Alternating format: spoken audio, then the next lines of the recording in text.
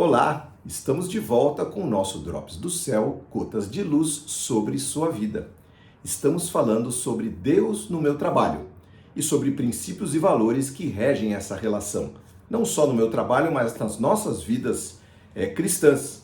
Já falamos sobre dar a Deus nossas primícias, viver uma vida de ações de graças, ter uma vida íntegra, depender de Deus em tudo, sermos amigos dele, não é? O tempo da visitação, ou seja, entendermos os tempos e estações de Deus, ter a Cristo como nosso único soberano, saber falar e calar os segredos e as revelações, e falamos semana passada sobre a infalível palavra de Deus.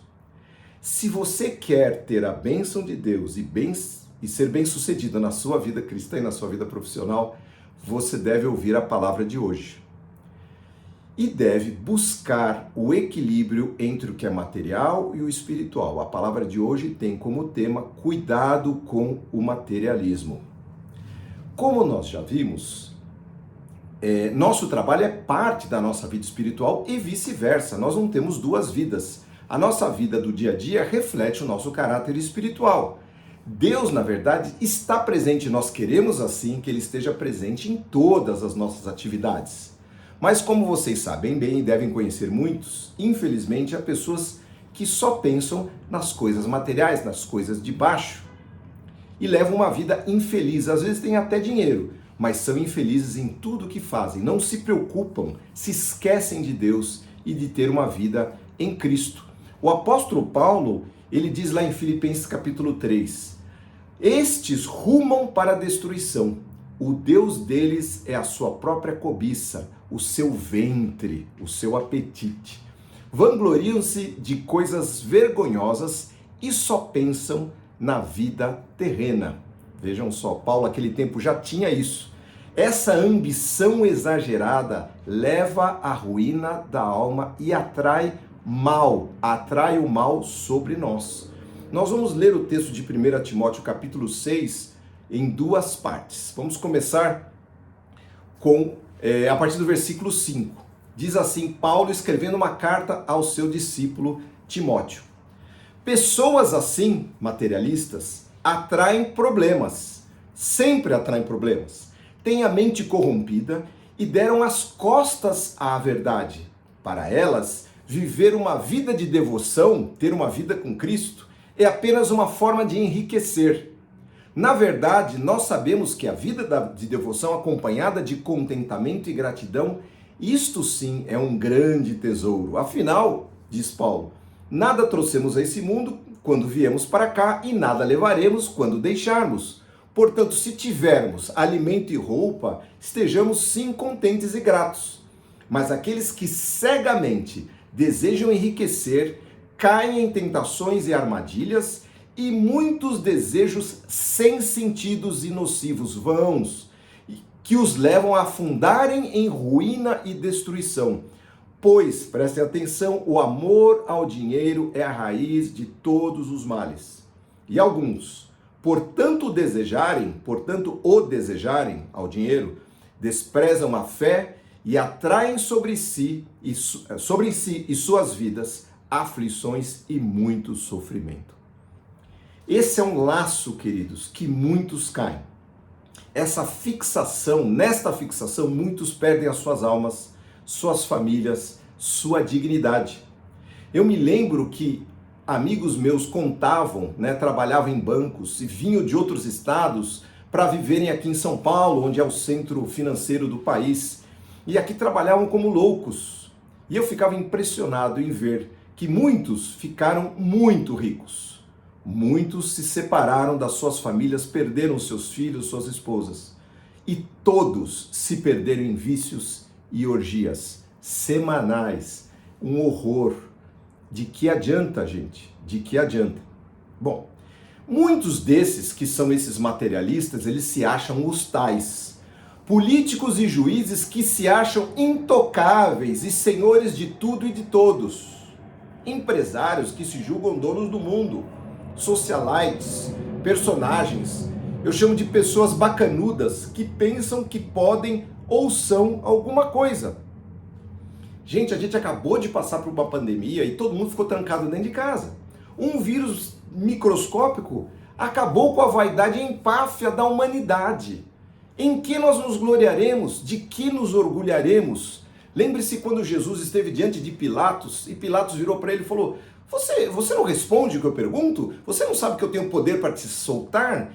E Jesus respondeu candidamente: nenhum poder, meu querido, você teria, se do alto não lhe fosse dado. Ou seja, estes que se acham isso não sabem que eles estão nas mãos de Deus e que Deus concede e não concede, estabelece e tira. Então é uma questão de tempo, são apenas instrumentos, Deus permite que eles estejam lá. Ah, mas são maus. Ok, existiram muitos maus e existiram muitos bons. Deus sabe o que faz, nós devemos confiar nele, não é?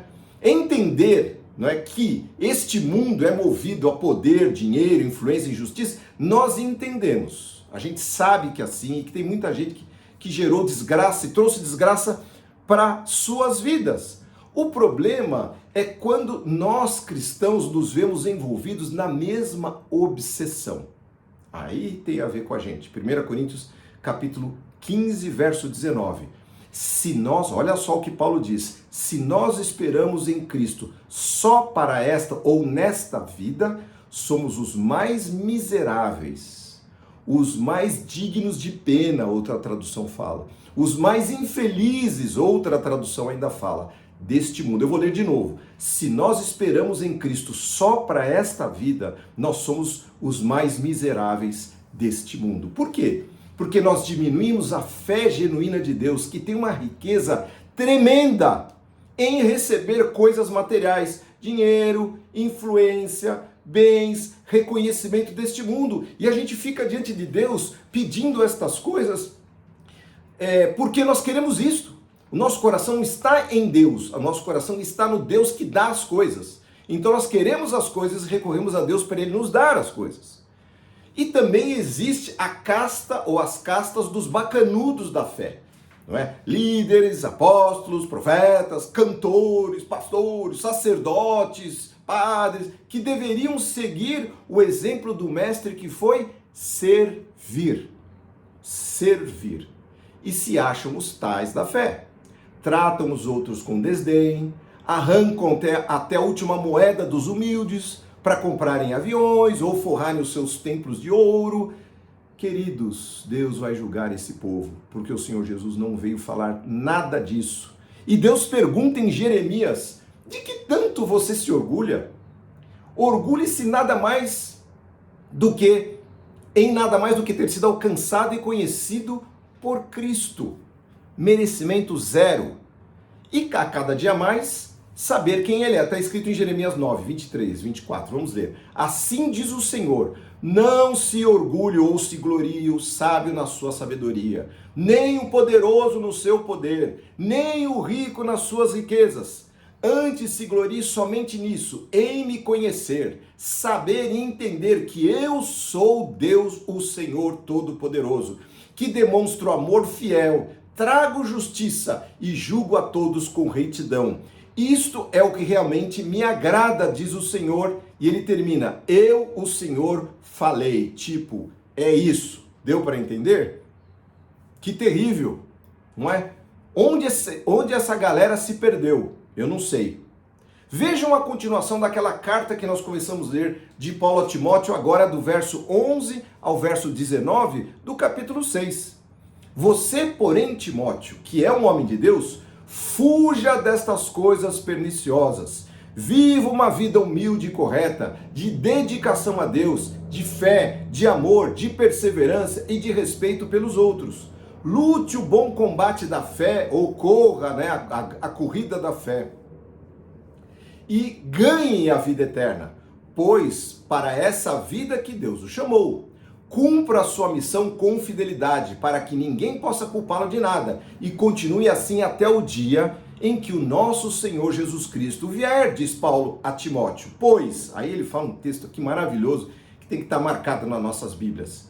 No devido tempo ele diz: ele, Senhor Jesus, será revelado do céu pelo bendito e único Deus Todo-Poderoso, o Rei dos Reis e Senhor dos Senhores. Somente a ele pertence a imortalidade, e ele habita em luz tão resplandecente que nenhum ser humano pode se aproximar dele. Ninguém jamais o viu, nem pode ver. A ele sejam honra e poder para sempre. Amém. Esse é o cara, esse sim é a quem nós devemos reverenciar. Esse sim é aquele que tudo pode. Sim, e mesmo assim é o nosso Deus amoroso, bendito, próximo, querido, fiel, amigo. Aí ele continua: aos que têm riquezas neste mundo, ensine-os, Timóteo, que não sejam orgulhosos e não confiem em suas riquezas, pois elas não dão segurança alguma. Que eles ponham a sua esperança em Deus, que nos dá todas as coisas em abundância para dela desfrutarmos. Veja que o Senhor permite que isso ocorra. Diga-lhes que usem o seu dinheiro para fazer o bem, que sejam ricos em boas obras, boas ações e generosos com os necessitados, sempre prontos a repartir. Desse modo, eles ajuntarão para si mesmos um tesouro eterno, que será um firme alicerce para o futuro, quando receberem a verdadeira vida. Que texto maravilhoso esse texto de 1 Timóteo capítulo 6. Queridos, Cristo é a fonte de todo bem, de toda riqueza, de toda abundância. Ele é o Senhor de todos os recursos. Só Ele pode satisfazer uma alma. Lembre-se daquela mulher samaritana que estava desesperada atrás de algo e o Senhor Jesus Cristo falou que Ele era a vida eterna. Aquele que bebesse da sua água jamais teria sede. O pão vivo que realmente desceu do céu e que mata a fome do coração. O pão nosso de cada dia que o Senhor nos dá hoje, a sua presença, o alimento dos passarinhos que Ele alimenta com tanto cuidado, e nós valemos muito mais do que os pássaros. A bênção do Senhor enriquece e não acrescenta dores. Está lá no livro de Provérbios. A bênção do Senhor enriquece e não acrescenta dores. Tenha, se o Senhor deu para você, curta, usufrua, reparta. Essa é a riqueza que eu quero nesta terra. Enquanto isso, eu acumulo um tesouro eterno lá no céu, onde a traça não corrói e onde os ladrões não podem roubar. Esta é a sabedoria. Por fim, queridos, sempre é bom lembrar essa passagem que nós lemos em Timóteo, que o amor ao dinheiro é a raiz de todos os males. Não é o dinheiro. O dinheiro ganho com honestidade, o dinheiro abençoado por Deus, traz a bênção dele para nós, para a nossa família e para a sua obra. Nós temos olhos abertos para a sua obra, para a caridade, para fazermos o bem ao nosso próximo, para repartir, para estarmos prontos para sermos as mãos de Cristo aonde seja necessário. E isso não importa se temos muito ou se temos pouco. O problema é a idolatria ao dinheiro, pode ser a idolatria à moedinha ou ao milhão. Eu quero contar uma história que eu acho bastante interessante, que eu li num livro de Malbataan. Malbataan é um escritor brasileiro que tinha esse pseudônimo e ele escreveu alguns livros muito interessantes e ele contou uma história.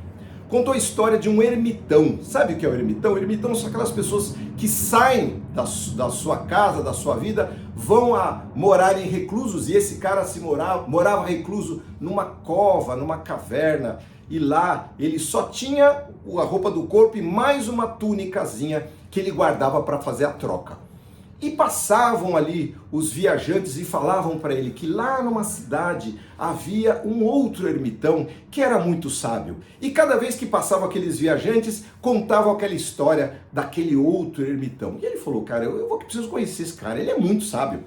Então ele pegou a sua tunicazinha e partiu para conhecer esse outro ermitão. E foi. E quando ele chegou no meio do caminho, ele entrou na cidade, foi perguntando, todos conheciam, falaram, o ermitão, sim, ele mora ali, ó, pode ir por lá que você vai achar.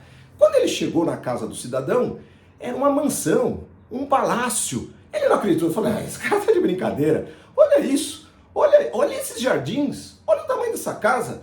Bateu, falou, devo estar errado. Bateu, veio um servo e falou, sim, o ermitão está esperando por você, venha. E levou para uma sala, e a sala era toda decorada de tapetes, havia uma mobília toda especial. De repente apareceu o ermitão, falou, rapaz, quanto eu ouvi falar de você. E aquele ermitão da gruta estava tão desconfiado, falou, rapaz, é você mesmo que eu venho procurar? Falou, vamos caminhar. E eles saíram para andar pelos jardins, as fontes, naquele palácio daquele ermitão. E ao passar do tempo, aquele primeiro da gruta realmente ficou impressionado. Como aquele homem tinha sabedoria, como ele era um homem cuidadoso. E sentaram para conversar num banco lá no jardim. De repente, aquele servo veio correndo dizendo: mestre, mestre, a casa está pegando fogo, o palácio está pegando fogo. E aquele ermitão da gruta falou: nossa, você não vai lá ver? Ele falou: não tem valor nenhum. Mas e as tapeçarias? E o seu recurso, o seu dinheiro? Ele falou: isso não tem valor, isso tudo passa. Nós temos que valorizar a nossa conversa, toda a riqueza do que nós estamos conversando, deixa isso para lá. E ele falou: não, nós temos que voltar. Ele falou: não precisa não, fiquemos aqui, está muito bom aqui. Mas você não vai fazer nada com a casa, você não vai correr atrás? Não vou correr. Ele falou: mas eu preciso. E ele falou: por quê? Porque eu esqueci a minha túnica. Essa história, ela é bem bonitinha, né? Porque ela conta que às vezes aqueles que têm muito valorizam pouco o dinheiro. E aqueles que têm pouco valorizam muito o dinheiro. Então não importa se é muito, se é pouco. O problema é a idolatria pelos bens. E isto nós lemos na palavra de Deus e fomos alertados hoje que nós devemos ser cuidadosos. O Senhor Jesus Cristo nos disse o seguinte: onde estiver o teu tesouro, aí estará o seu coração. Cuidado com o materialismo.